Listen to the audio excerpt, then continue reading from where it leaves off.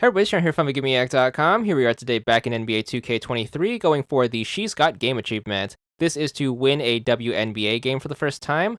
You are going to want to go into features for this one to adjust some things to make this super duper easy. Go into your sliders and make sure you adjust some things.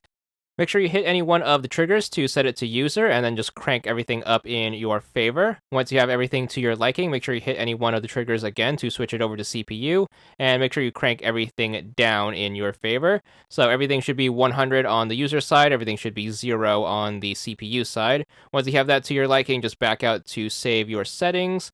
Then it's going to be off to the regular settings. Make sure you crank the quarter length down to a minute. This should be a big time saver when we actually get into the game. Back out to the main menu and then go to Play Now. Then go to Play WNBA, which is going to be the second thing over. If you want even an easier time, you could plug in a second controller to take control of the other team.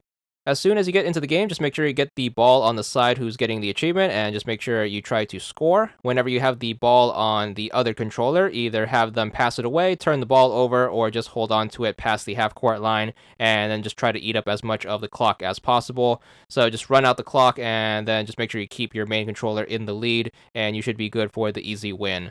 Once you do turn the ball over in any fashion, just make sure you either score on your main controller, or you can have them eat up the clock as well. Doesn't really matter as long as you get to the finish line with you in the lead. You should be good for the achievement as long as you take home the win. So just make sure you do that, and the game should go by super duper quickly as we are doing this with 1 minute quarters.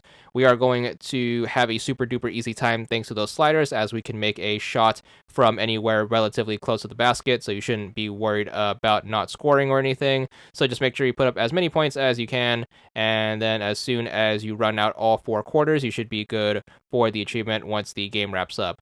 So here we are moving into the next quarter. Same thing. We're just going to move the ball up and just hold it to eat up that clock. And then we're going to keep this going until the last possession. Here we are at the end of the fourth. And here we are running out the rest of the game clock.